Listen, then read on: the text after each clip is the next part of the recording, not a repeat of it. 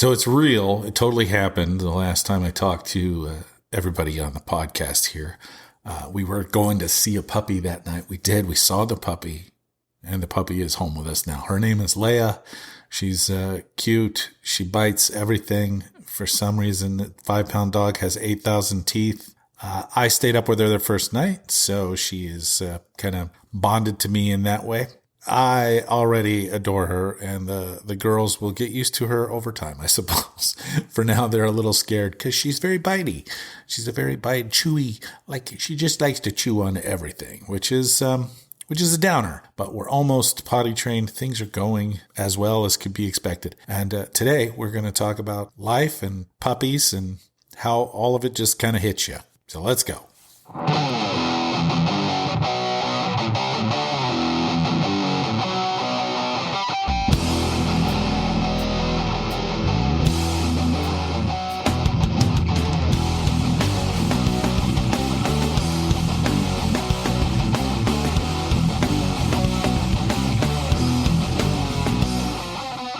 It's been like a week and a half since the last podcast. So much stuff happens in the world where, there's wars raging in the Middle East. It's out of control. Iran and Israel now are attacking each other directly. It's just madness. I tell you, it's just a crazy time to be alive.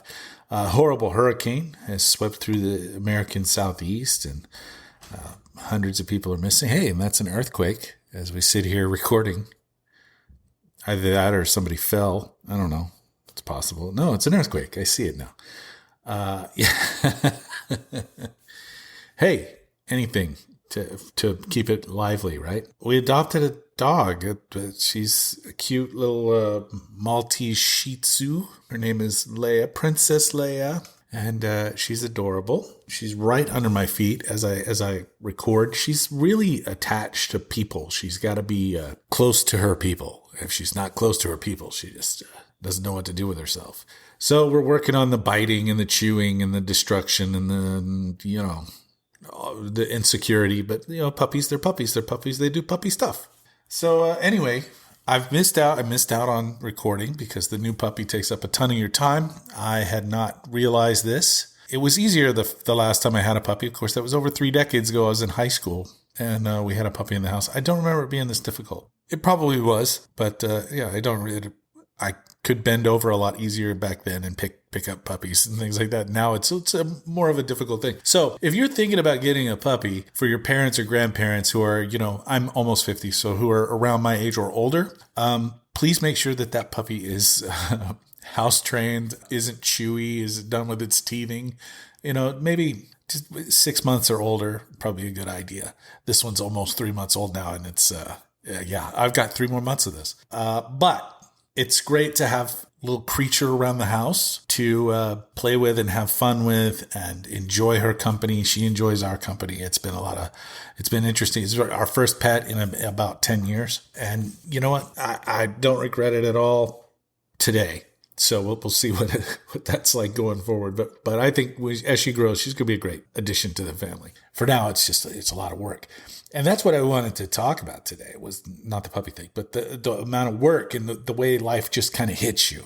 And you think you've got things kind of ironed out. You've got a routine down. You've got everything kind of dialed in the way you like it. You sleep in a specific position. You eat certain things at specific times. You have your workouts and all of that. And then something happens. Some part of your life changes. Maybe it's something small. Maybe you move. Maybe it's something big.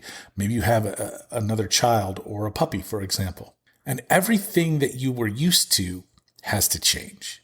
And we realize exactly how comfortable we were in those moments when we sit there and we think, man, I am supposed to be doing my long morning walk right now. I used to walk for about 45 minutes every morning, first thing. That was my jam. I would get up, I would have a cup of coffee as I walked around our building a few times, finish the coffee, I would drop off the cup, and then I would just take off for about a 45 minute walk. That's how I started my day. I did all that before I sat down for the first time. And it was really important to me that I do it that way. Like I wake up, I get out of bed, I get going. That's all changed now. I'm waking up an hour earlier just so I can take the dog out first thing, even though she has to go out in the middle of the night still. The wife's doing that. Bless her. But this dog is with me all day. And it starts at like 5 a.m. My routine is different. I feel different. I don't feel as good. I haven't been able to be as active, but I'm taking the dog out every hour. We're constantly outside. We're constantly she's housebreaking. And she's doing a good job, but my routine is shot to hell. I haven't been able to go to the store yet. I'm cooking just like random stuff that I've had in the freezer, the back of the freezer, stuff from the cabinet that, hey, look at this can of refried beans that I totally forgot about. And here it is. Let's do this with some chips and we'll do some nachos. And it's been inventive food for the last week or so. Also, the puppy's really expensive, which was a surprise. It's way more expensive than we had remembered. Just the vaccines alone, like the constant barrage of them. And they're not that expensive, but there's a ton of them. We got pet insurance. I got pet insurance through Nationwide, so I guess I should thank Peyton Manning. Thanks, Peyton Manning. It's actually available through my wife's job, so it felt like probably a wise thing to do. I wasn't prepared for this, but life happened, and I'm kind of rolling with it. And I think that as we get older, we get more settled in our ways, and we get more reticent to accept change, to accept life happening to us. We just kind of like to cruise. We like to be on cruise control. We don't like changes, deviations in the things that we do or experience.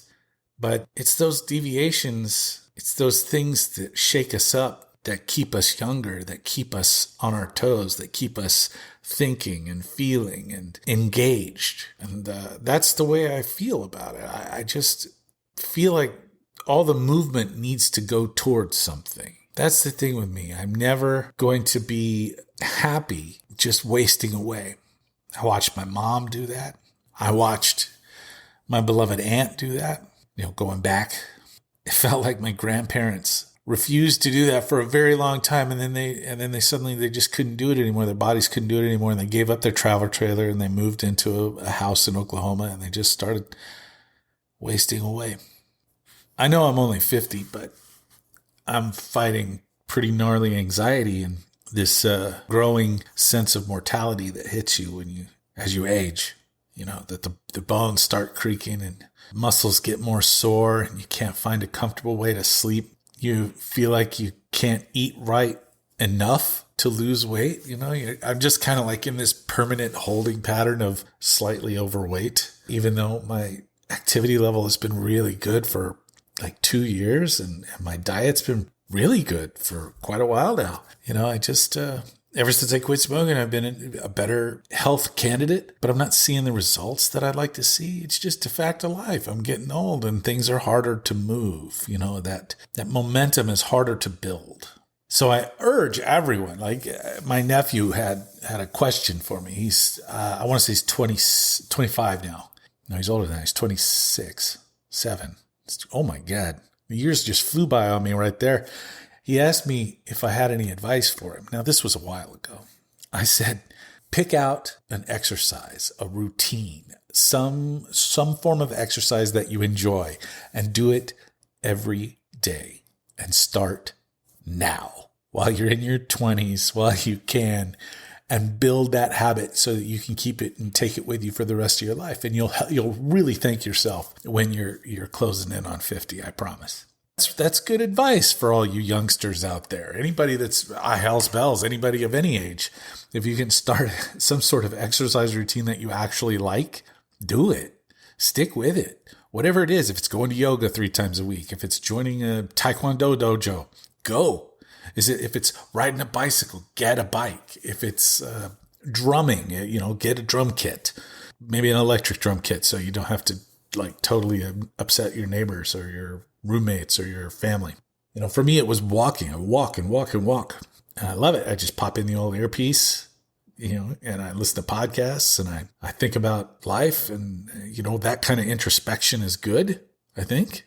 It's good to be introspective.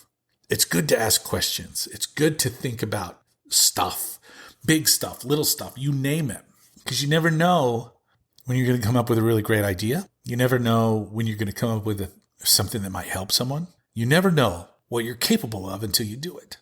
That's part of life just happening. But you just can't allow yourself to get bogged down in not wanting change, not wanting to risk things, not wanting to grow. That growth mindset, my wife talks about the growth. You need a growth mindset to be successful. Now, she's not speaking specifically to me. She always felt like I did have a growth mindset, but she's trying to work on her own growth mindset, which is amazing. Also, it shows that you have a growth mindset, that you're working on the same mindset. Bettering yourself is something that you should always strive for. That's what makes us better humans.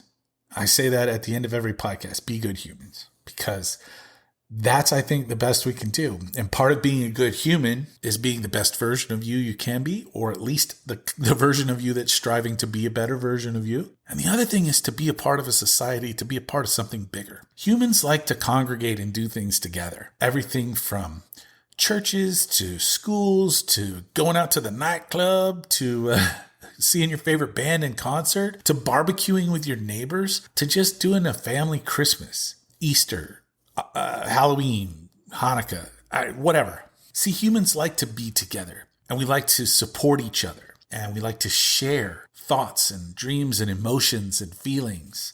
It's why sports are so popular. We like to share that experience of rooting on a team that we're not even technically a part of, but it feels like we are because we live vicariously through that, the watching of them or listening to them.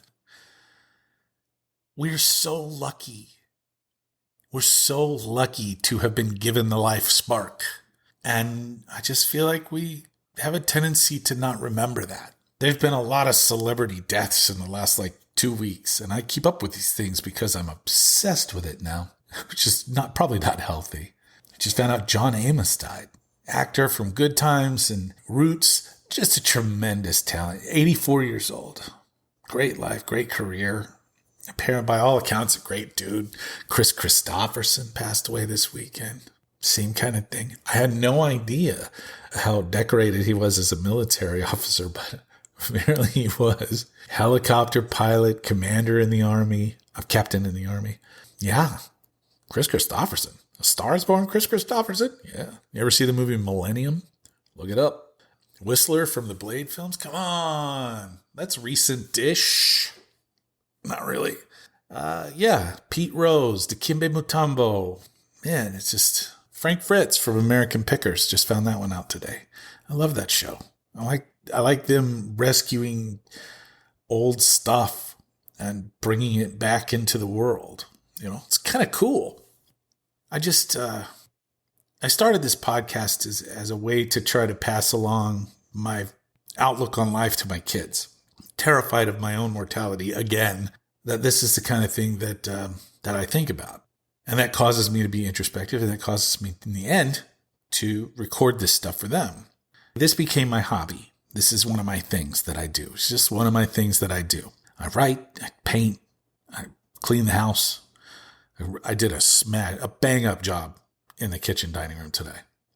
I celebrate the small victories. Sometimes that's all we have to celebrate, so I celebrate them. Sometimes I'm not in the big, exciting stuff. I talk about politics a lot on this podcast because what's going on in the world right now is important. Okay, and I think people need to know. I think people need to think about it. But there's other things that are important too. And it's hard because we want to withdraw sometimes. We don't want to be a part of it. We don't want to get involved in it because it's big and it's messy. It's complex. And that's the thing about life. It's complex. It's messy. And you think, well, I don't want to bring a child into this messy world. And then you bring that child into the world and it's like all those thoughts go away and you realize it wasn't that messy to begin with. It's messier now. But it was never anything you couldn't handle. Same thing with adopting a puppy when you're 50. You can handle it. It may not be entirely pleasant all the time. But in the end, it's worth it. Because you're doing something new and interesting and fun and challenging. And I do say challenge is overrated, for the record. It is.